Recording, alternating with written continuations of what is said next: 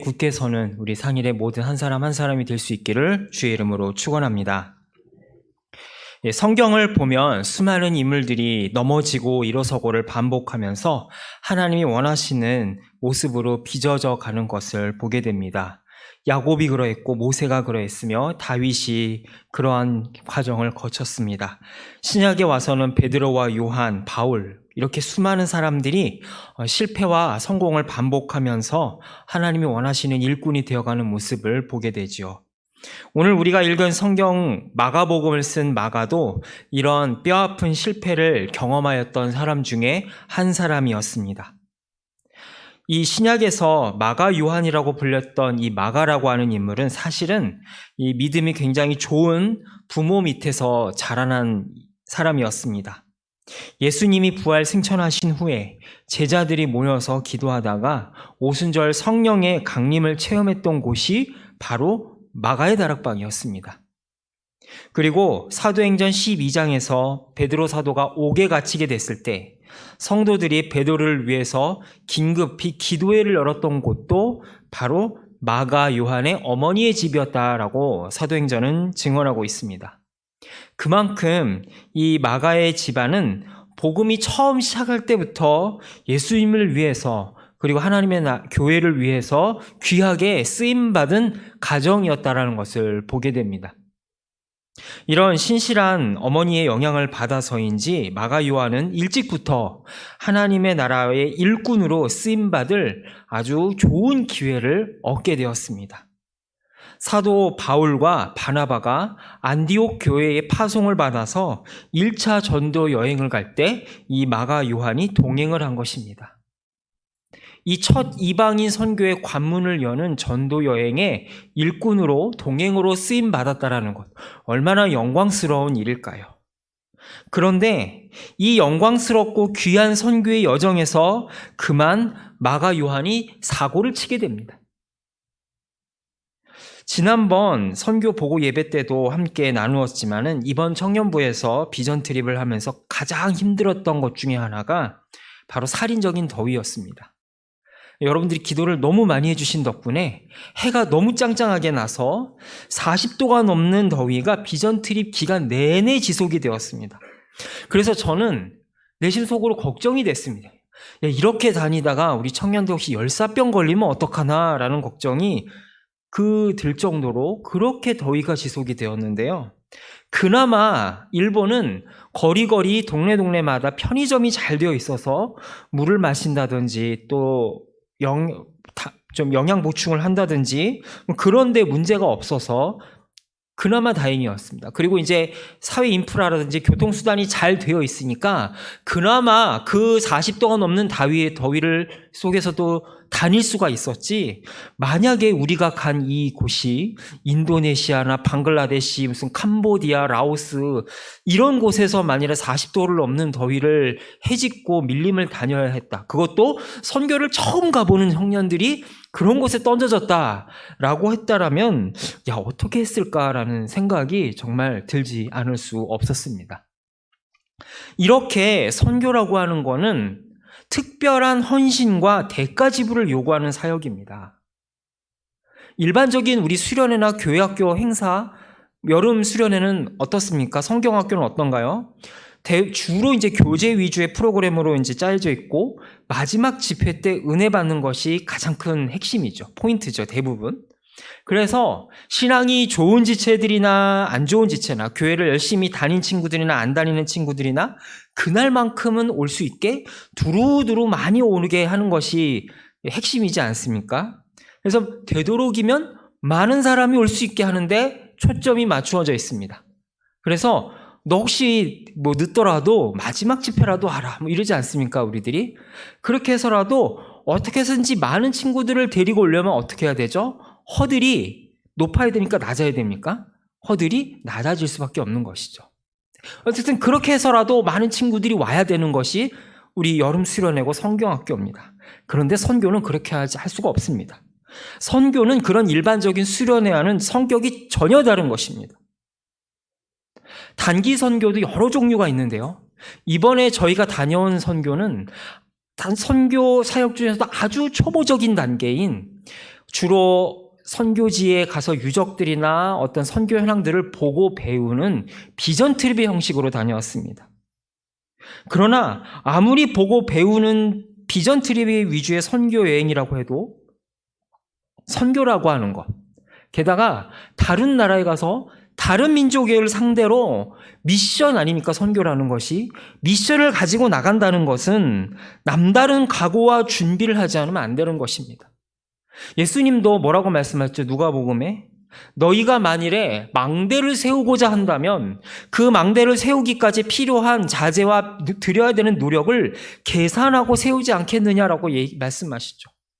적군과 싸우러 나갈 때에 내가 가지고 있는 병력으로 저 병력을 상대를 할 수 있을지 없을지 장군이 계산을 하고 나가는 것처럼 내가 지금 하고자 하는 이 사역에 과연 내가 얼마만큼 헌신을 할 수 있는가를 계산하고 따지고 나아가라고 주님은 말씀하셨죠. 그렇기에 여러분, 선교는 많은 사람이 가는 게 중요한 것이 아니라 반드시 준비된 사람이 가야 되는 것이 중요한 겁니다. 따라서 선교를 가고자 할 때는 그 선교를 가고자 하는 공동체와 그 개인이 이 선교 사역을 감당할 만한 역량과 그릇이 되는가를 철저하게 점검해야 됩니다. 그리고 부족한 것이 있으면 어떻게든 이거를 수준을 끌어올리기 위해서 훈련하고 준비하지 않으면 안 되는 것이죠. 그래서 이거를 위해서 청년부는 3월 달부터 매주 토요일 날 모여서 스터디하고 공부하고 언어를 익히고 또 우리가 직접 요리를 만들어 보고 그런 훈련을 했던 것입니다. 그런데 이런 과정을 거치지 않고 그냥 수련회 가는 것처럼 야, 좋은 게 좋은 거니까 우리 다 같이 가자, 이런 식으로 갔다 우하고 가려면은 반드시 뭐가 생기느냐? 사고가 터지게 됩니다. 그 사고의 종류는 아주 다양한데요. 정말 극단적인 경우에는 비전 트립 선교여행 갔다가 사망사고까지 일어나는 사고도 심심치 않게 벌어지게 됩니다.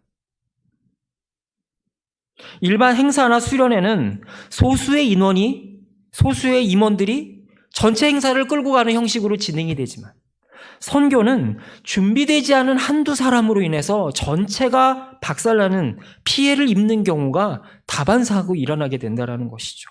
그런데 오늘 성경을 쓴 이 마가 요한이 그 사고를 쳐버린 것입니다. 선교에 대한 명확한 이해, 그리고 내가 감당해야 될 헌신에 대해서 깊이 생각하지 않고 무작정 따라 나섰다가 그만 수많은 시련과 환난을 만나면서 난 못하겠어 하고 선교팀을 무단 이탈을 해버린 것이죠. 게다가 여러분, 이때는 2000년 전 아닙니까? 지금과 같이 모든 시설과 인프라가 잘 갖추어 있어도 나가는 게 쉽지가 않은데, 그런 모든 것이 준비되어 있지 않은 상태에서 산을 넘고 물 건너고 낯선 지역에 간다라는 것이 얼마나 힘들었겠습니까? 결국 이 마가 요한은 말도 없이 사도 바울과 바나바의 그 선교팀을 이탈해버린 것이죠. 이 일로 인해서 어떤 일이 벌어졌습니까? 사도 바울이 2차 전도 여행을 떠날 때 바나바와 대판 싸우고 갈라지는 일이 벌어지죠. 2차 전도 여행 갈 때 바나바는 마가 요한에게 다시 한번 기회를 주자라고 이야기하는데 사도 바울은 어떻게 그런 무책임한 사람한테 다시 한번 기회를 줄 수 있냐, 나는 그런 사람 절대 못 데리고 간다 라고 하다가 바나바와 끝내는 갈라지고 신라를 데리고 가게 된 것입니다. 자, 만일 여기에 머물렀다라고 한다면 오늘날의 마가복음은 존재하지 않았을 것입니다. 후에 이렇게 대형 사고를 친 마가 요한이 어떻게 되었을까요? 사도 바울이 가장 마지막에 쓴 편지로 알려진 디모데후서 4장 11절에서 사도 바울은 이렇게 이야기를 합니다. 내가 올 때 마가를 데리고 오라. 저가 나의 일에 유익하니라 라고 얘기를 합니다. 복음 전파 사역의 걸림돌이었던 마가 요한이 이제는 사도 바울의 사역에 유익하고 쓰임받는 존재로 변해 있었다라는 것이죠. 여기에 바로 하나님의 역사의 또 다른 이면을 우리가 보게 되는 것입니다. 인간적인 눈으로 봤을 때는 쓸모없고 지금 당장은 무익한 종으로 보였던 그 사람이 결국에 시간이 지나고 하나님 손에 붙들리게 되니까 어떠한 결말을 쓰고 있는가를 우리들에게 보여주고 있죠. 이러한 마가 요한의 비슷한 궤적의 인물을 우리는 성경에서 또 한 사람 보게 되는데요. 바로 베드로입니다. 베드로 역시 마가 못지않게 좌충우돌이었고 천방지축이었던 사람이었습니다. 주님이 죽는 순간까지 내가 따라가겠다라고 호언장담을 했지만 자기가 내뱉은 말을 책임지지 못하고 자기가 한 말의 무게가 얼마나 무거운 것인지를 깨닫지 못하고 그는 예수님을 3번 부인하게 되죠. 그랬던 베드로는 아마도 마가 요한을 보면서 자기의 과거의 모습을 떠올렸을 것입니다. 그래서 베드로전서의 5장을 보면은 베드로는 마가 요한을 가리켜서 나의 아들이라고 소개할 정도로 굉장히 가까운 사이로 표현하고 있습니다. 그리고 성서학자들은 이러한 자료를 토대로 해서 아마 마가가 베드로의 이야기를 듣고 이 예수님의 일대기를 신약 성경으로 기록했을 것이다 라고 이야기를 합니다. 그것이 바로 오늘 우리가 접하고 있는 마가복음의 시작입니다. 그리고 4복음서 중에 가장 먼저 기록된 복음서라고 알려진 복음서가 바로 마가복음이라고 하는 사실을 학자들은 우리에게 이야기해 주고 있습니다. 실패자의 이력을 가졌지만 그 실패를 딛고 마침내 하나님 나라의 기묘한 일꾼이 되었던 마가 요한. 그가 전한 맨 처음 이야기하는 하나님 나라의 시작은 어떠하였을까요? 마가복음 1장 1절에서 그는 이렇게 선언합니다. 하나님의 아들 예수 그리스도의 복음의 시작이다라고 말입니다. 이 복음이라고 하는 단어를 헬라어로 유앙겔리온이라고 이야기를 합니다. 이 복음을 뜻하는 유앙겔리온이라고 하는 단어가 직접적으로 성경에 쓰인 것은 바로 마가복음이 처음인데요. 이 유앙겔리온이라고 하는 단어는 로마 제국에서 승전보나 황제에 관한 기쁜 소식을 알리는 데 쓰이는 단어였습니다. 황제가 전투에 나아가서 식민지를 획득했다라든지 아니면 전투에서 큰 승리를 거두었다든지 황제의 생일이나 아니면 제국에 큰 경사가 났을 때 그 기쁜 소식을 알리는 전령들이 각 고을로 찾아가서 나팔을 불고 방을 붙이면서 또는 큰 소리로 외치면서 이 기쁜 소식을 알리곤 했었는데 이것을 가리켜서 유앙겔리온이라고 표현을 합니다. 그러니까 다른 걸로 쓰이는 게 아니라 황제에 관련한 기쁜 소식을 알리는 단어가 바로 유앙겔리온이다라는 것이죠. 그럼 마가가 전하고자 했던 유앙겔리온, 기쁜 소식은 무엇이었을까요? 바로 하나님의 아들 예수 그리스도의 오심이 곧 복음이요 유앙겔리온이다라고 외치고 있습니다. 복음은 곧 예수 그리스도에 관한 소식, 하나님의 아들이 이 땅을 다스리러 온다라고 하는 이야기를 뜻합니다. 과거 이사야 예언서도 보면 이러한 비슷한 구절이 있음을 보게 됩니다. 이사야 52장 7절을 보면 이사야는 이렇게 외칩니다. 좋은 소식을 전하며 평화를 공포하며 복된 좋은 소식을 가져오며 구원을 공포하며 시온을 향하여 이르기를 내 하나님이 통치하신다 하는 자의 산을 넘는 발이 어찌 그리 아름다운가 라면서 말이죠. 오랫동안 바벨론의 지배 아래 살던 유대 민족에게 하나님의 지배를, 하나님의 다스리심이 회복된다를 알리는 그 이사야 예언자의 외침은 바로 신약에 이르러서 오랜 세월 죄악이 왕노릇하던 시대를 마치고 하나님의 시대가 온다라는 그 복음의 핵심이 바로 복음, 기쁜 소식, 유앙겔리온이다라고 마가는 처음부터 밝히고 있습니다. 그리고 그 기쁜 소식은 마침내 광야에서부터 터져나오기 시작했으니 바로 세례 요한이 회개의 소리를 외치고 다니기 시작했습니다.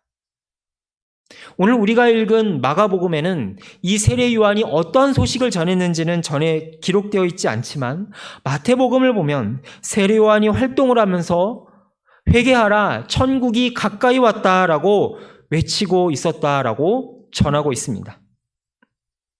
비록 나타 터롯의 보잘것없는 세례 요한의 모습이었지만 그의 외침은 권위가 있었으며 누가 보아도 제2의 엘리야가 현현한 하나님의 사람이 틀림없었음을 모든 사람들은 인정할 수밖에 없었습니다. 그래서 사람들은 그를 보면서 어쩌면 저 세례 요한이 우리를 로마의 압제에서 구원해 줄 구원자가 아닐까, 그리스도가 아닐까라며 기대를 걸었죠. 그러나 놀랍게도 그 세례 요한이 선포한 하나님의 나라, 천국은 자신이 아니라 바로 자기 뒤에 오실 분이 이루실 것이다. 나는 그의 신발끈을 풀기도 합당하지 않다라고 이야기를 합니다. 그리고 마침내 세례 요한이 말씀하신 자기 뒤에 오실 분이 바로 오셨으니 바로 예수님이셨습니다. 그 예수께서 오신 후에 가장 먼저 하신 것은 바로 요단강에서 세례를 받는 것이었습니다. 세례는 무엇일까요? 세례는 자신의 죄를 씻고 하나님의 자녀로 거듭나며 그분의 다스림에 순종하겠다라는 다짐을 표현하는 예식이 아닙니까? 그런데 예수님은 어떤 분입니까? 예수님은 죄를 씻을 필요가 없는 완전하신 하나님의 아들이시자 성자 위의 하나님이십니다. 그런데 그런 분이 왜 죄를 씻는 세례를 받으려고 오셨던 걸까요? 그분이 세례를 받으신 것은 죄 씻음을 받기 위해서 오신 것이 아니라 오히려 우리들처럼, 죄인들처럼 낮아지기 위해 세례를 받으신 것입니다. 그러실 필요가 없는 분이 우리를 위해 이 땅에 오신 하나님의 아들로 모든 인간들처럼 낮아지기 위해서 우리 죄인들과 똑같이 세례의 대열에 동참하신 것입니다. 당시의 사람들은 세례 요한을 더 위대한 인물로 생각했습니다. 그리고 예수님은 이제 사람들 앞에 막 모습을 드러내기 시작했습니다.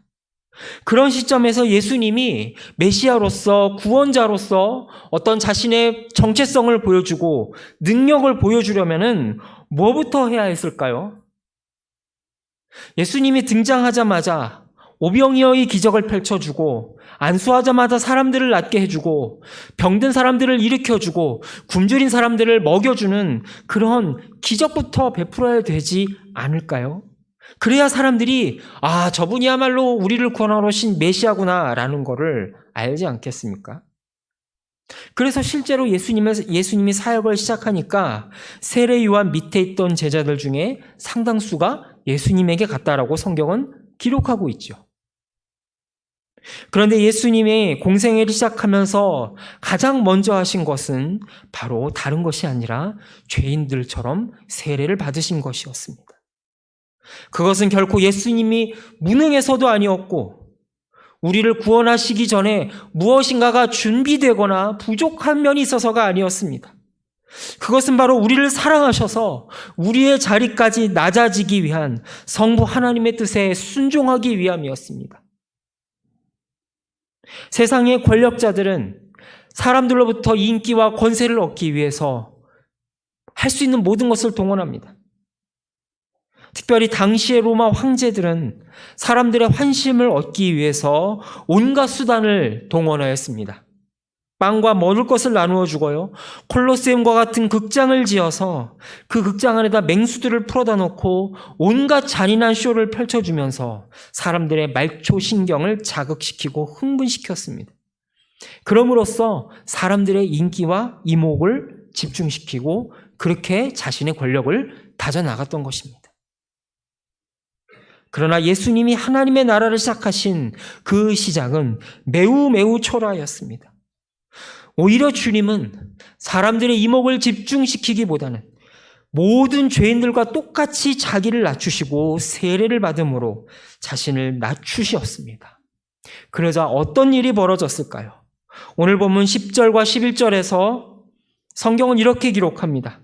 또 물에서 올라오실새 하늘이 갈라짐과 성령이 비둘기같이 자기에게 내려오심을 보시더니 하늘로부터 소리가 나기를 너는 내 사랑하는 아들이라 내가 너를 기뻐하노라 하시니라 라고 말씀하고 있습니다. 여러분, 이 말씀에서 예수님의 정체성, 나의 기뻐하는 자다, 내 사랑하는 아들이라라는 이 세상에서 어느 누구도 들을 수 없는 귀한 정체성을 누가 보장해주고 있습니까? 하늘이 열리면서 성부 하나님에서 직접 말씀하시며 이는 나의 사랑하는 아들이라고 하나님이 직접 보증해주고 계신 것을 보게 됩니다. 마치 사무엘이 이새의 집을 찾아왔을 때 어느 누구도 다윗을 왕의 제목이라고 생각하지 않았지만 하나님이 직접 사무엘을 통해서 다윗을 찍으시고 지목하시고 기름 부으니까 그가 왕이 된 것처럼 말이죠. 예수님이 어떻게 그렇게 낮아질 수 있었을까요? 예수님은 자기의 정체성을 사람들에게서 구할 필요가 없었기 때문입니다. 예수님의 가치, 예수님의 정체성, 그분의 모든 것은 사람들이 보내주는 인기와 박수 혹은 세상의 이목이 아니라 하늘 아버지께서 인정하시는 하늘로부터 들려오는 거룩한 음성에 있음을 주님은 알았습니다.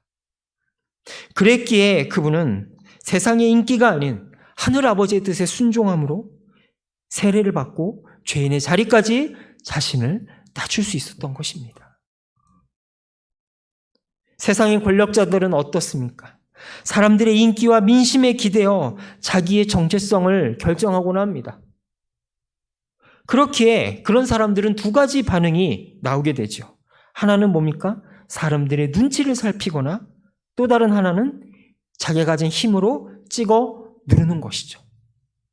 나타나는 모습은 다르지만 그 원인은 하나입니다. 바로 스스로에 대한 자존감이 없는 것이죠. 그렇기에 스스로에 대한 자존감과 정체성을 어디서 찾으려는 것입니까? 다른 데서 찾으려고 하는 것입니다. 요새는 어디서 찾으려고 합니까? SNS에다 올리는 그 피드에다가 특히 젊은 사람들은 자기의 정체성을 찾으려고 하죠. 사람들이 눌러주는 좋아요, 그리고 조회수에 따라서 나의 정체성과 어떤 나의 이목이 결정된다고 생각하곤 합니다. 그러나 예수님은 그럴 필요가 없었습니다. 왜냐? 예수님의 자존감과 정체성은 하늘 아버지께서 보장하시는 것이기 때문입니다. 그렇다면 여러분, 우리의 정체성, 우리의 가치, 우리의 앞날은 누가 보장하는 걸까요? 우리의 가치와 우리의 존재감 역시 하늘에서 들려오는 음성이 보장하고 있음을 우리는 믿음으로 고백할 수 있기를 소망합니다. 아무리 세상적으로 초라해 보일지라도 예수님이 그러하셨던 것처럼 우리의 가치는 하늘의 음성이 우리를 보장하고 하늘에서 직접 우리를 나의 사랑하는 자다라고 말씀해주고 계시는 그 음성이 저와 여러분의 귀에 들릴 수 있기를 소망합니다. 이것이 바로 마가 요한,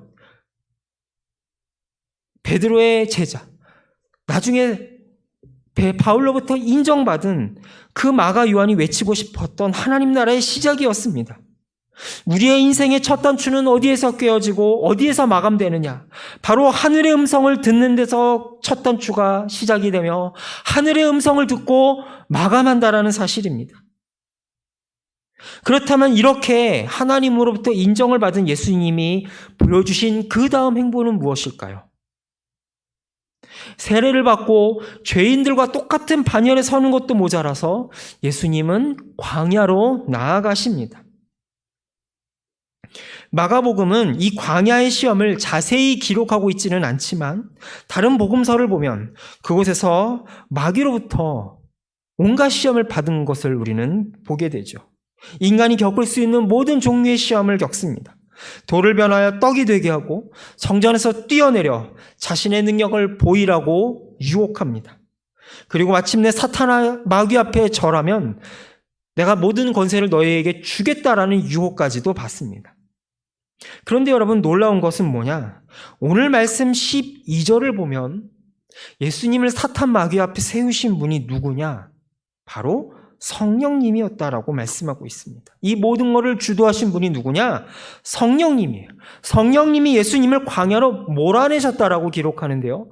이 몰아냈다라는 말은 헬라어로 내쫓다라는 의미를 가지고 있습니다.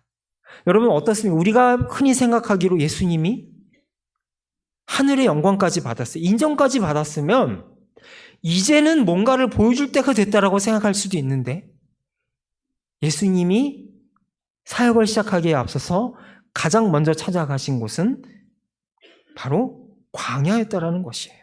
하나님의 인정, 하나님의 사랑을 듬뿍 받은 예수님이 가신 곳이 광야라고 하는 것은 무엇을 의미할까요? 예수님이 요단강에서 받은 놀라운 체험, 하나님의 인정과 그분이 누린 거룩한 정체성과 변화는 그것이 예수님으로 하여금 세상의 부귀영화와 권세를 누리게 해주는 수단이 아니라 오히려 더 강한 시련과 사명으로 몰아갔다라는 사실을 우리는 주목해서 볼 수 있기를 소망합니다. 하나님이 우리를 인정해 주셨다라고 해서 하나님이 우리를 거룩한 자요, 내가 너를 알아준다라고 하시는 그 하나님의 인정이 우리를 세상에서 우리가 마주해야 되는 시련과 시험과 온갖 어려운 사명을 피하게 해주지 않는다라고 하는 것입니다. 이 모든 것은 예수님으로 하여금 장차 예수님이 공생애 동안 마주해야 될 온갖 시련과 장애를 피하게 해주는 것이 아니라 오히려 그 시련에 맞부딪힐 수 있게끔 더 예수님을 강하게 몰고 갔다라는 것이죠. 우리는 어떻게 생각합니까? 예수님을 믿고 하늘의 인정을 받으면 물질적으로 형통하고 정신적으로도 문제가 없고 모든 것에 부족함이 없을 것이고 없어야 한다라고 생각하기 쉽습니다.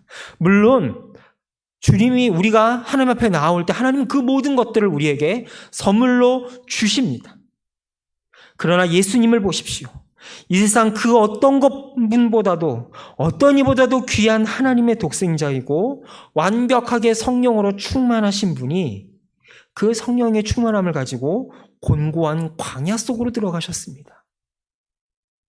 그것은 장차 예수님이 3년 동안 마주해야 될 모든 인생의 곤고함과 시련을 상징하는 것이며 마침내는 그분의 인생에 최종적으로 마주해야 될 골고다 십자가 고난의 예행 연습이었습니다. 우리는 시마다 때마다 성령의 충만함을 간구하며 기도합니다. 그러나 우리가 아무리 기도하고 간구해도 성령의 충만함을 구해도 우리 앞에 놓인 인생의 곤고함을 푸는 것은 쉽지 않습니다. 그리고 그 인생의 문제 앞에 우리는 속된 말로 신앙의 현타를 겪곤 하죠. 이렇게 믿어서 뭐하나라는 생각이 우리의 생각을 덮치곤 합니다. 그러나 여러분, 우리 앞에 놓인 수많은 인생의 광야를 만나게 될 때에 그 광야까지 찾아가신 성령 충만한 예수님을 생각할 수 있기를 소망합니다. 그 성령 충만한 예수님이 광야에 찾아오셨기 때문에 우리가 이 자리에 있을 수 있다는 것입니다. 성령 충만에도 얼마든지 곤고할 수 있으며 얼마든지 고단할 수 있습니다. 그러나 그 거친 광야의 길은 세상 사람들이 말하는 것처럼 인생이 기구에서도 아니고 내가 죄가 많아서도 절대 아닙니다. 그 또한 예수님이 능력이 없어서도 아닙니다. 그것은 바로 예수님께서 거룩한 십자가를 지고 가셔야만 했던 소명의 시작이었고요. 나를 하나님의 아름다운 열매로 빚으시는 부르심의 자리라는 것을 믿음의 눈으로 볼 수 있기를 소망합니다. 신약 성경에 마태, 마가, 누가, 요한 이 4개 복음서가 나오는데요. 이 4개 복음서가 다 특징이 다르고 예수님을 바라보는 시선도 다릅니다. 마태복음은 유대인을 대상으로 썼고 특별히 유대인의 왕으로 오신 예수님을 강조하고 있습니다. 반면에 누가복음은 헬라인을 상대로 기록했습니다. 이 헬라인들은 인간을 보는 시선이 굉장히 탁월했기 때문에 사람으로 오신 예수님을 기록하는 데 집중하고 있습니다. 반면에 요한복음은 예수님의 비밀스러운 신성을 강조하고 있습니다. 그래서 맨 처음에 태초에 말씀이 계시니라 라는 말부터 시작해서 그 사람의 눈으로 볼 수 없는 예수님의 하나님 되심, 신성을 강조하고 있죠. 그럼 마가복음은 누구를 대상으로 썼냐? 마가복음은 똑같이 누가복음처럼 이방인들을 상대로 한 서신인데요. 주로 로마인들을 상대로 썼습니다. 또한 이 마가복음을 가리켜서 황소의 복음이라고 이야기를 하는데 바로 소처럼 묵묵히 섬기러 오신 예수님을 보여주고 싶어서 마가복음은 이 소처럼 일하고 계신 예수님을 기록하고 있는 것을 보게 됩니다. 한때 연약함과 무지함으로 선교대회를 이탈했던 이 마가 요한이 이제는 변하여서 네 복음서 기자 중에 가장 먼저 예수님을 통한 하나님 나라의 시작을 알리는 하나님 나라의 나팔수요, 하나님 나라의 선전수요, 복음의 선전선동가로 오늘 우리들에게 도전하고 있는 것은 무엇일까요? 세상의 임금들은 북을 치고 나팔을 불며 자신을 선전하지만 남는 것은 무력과 속임수임을 우리는 인정하지 않을 수 없습니다. 그러나 주님은 그렇게 시작하지 않으셨습니다. 곤고함과 무기력함 속에 시작하셨지만 그 속에 섬김으로 시작한 하나님의 나라, 그것이 바로 마가 요한이 우리들에게 보여주고 싶은 하나님 나라의 시작이었습니다. 그러면 우리가 따라가야 될 모범은 무엇일까요? 주님이 섬기셨던 것처럼 오늘 우리들도 인생의 광야 속에서 겸손히 주님을 따르며 아무것도 남지 않는 것처럼 보이는 그 길이 결국엔 우리를 영원한 생명으로 인도한다라는 그 사실을 주님은 우리에게 보여주기를 원하십니다. 바라기는 우리 모두가 이 마가 요한이 보여주는 그 예수님의 뒤를 따라가기 원합니다. 섬김으로 하나님 나라의 시작을 알리는 그 제자의 길을 우리도 따라가는 복된 상일의 모든 교우들이 될 수 있기를 소망합니다. 이 시간 함께 합심하여 기도하겠습니다. 섬기는 종으로 하나님의 나라를 시작하신 예수님처럼 우리들도 섬기는 길을 따라가는 종으로 살아가게 하여 주옵소서. 또한 이제 하반기를 앞두고 모든 사역이 은혜 가운데 시작이 됩니다. 우리의 삶 가운데 이 모든 사역을 통하여 하나님의 형통을 기대하게 하여 주옵소서.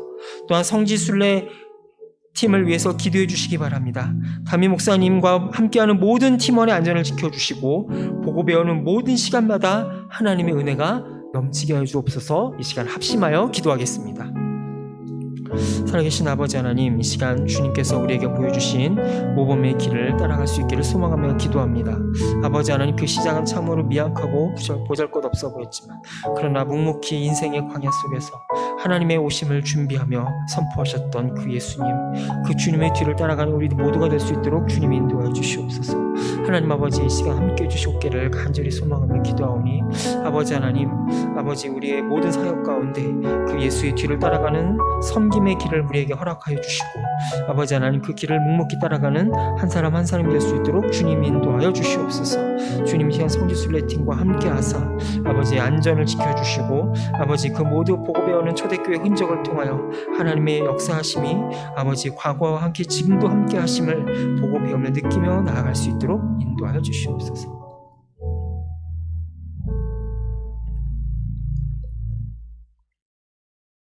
은혜로우신 하나님 아버지, 주께서 당신의 아들을 보내사 섬김으로 하나님 나라의 시작을 알리신 것처럼 우리도 세상 가운데 섬김으로 하나님의 나라가 오셨음을 선포하게 하여 주옵소서. 그리하여 세상으로 하여금 하나님의 오심을 기대하며 장차 오실 예수 그리스도의 재림과 만물의 회복을 바라보는 대열에 참여하는 복된 은혜를 누리게 하여 주시옵소서. 성지순례로 떠난 담임 목사님과 모든 팀원에게 함께하여 주옵소서. 하나님의 은혜로 모든 일정이 안전하게 이루어지게 하여 주시고 초대교회에 함께 하셨던 하나님의 흔적을 보고 느낄 때에 그 모든 것이 과거의 일이 아닌 오늘도 우리의 삶 가운데 여전히 역사하시는 하나님의 손길로 느껴지는 역사를 허락하여 주옵소서. 우리와 함께 하시며 우리를 사랑하시는 예수 그리스도의 이름으로 기도합니다. 아멘. 찬송가 84장 온 세상이 캄캄하여도 부른 후에 주기도로 예배를 마치겠습니다.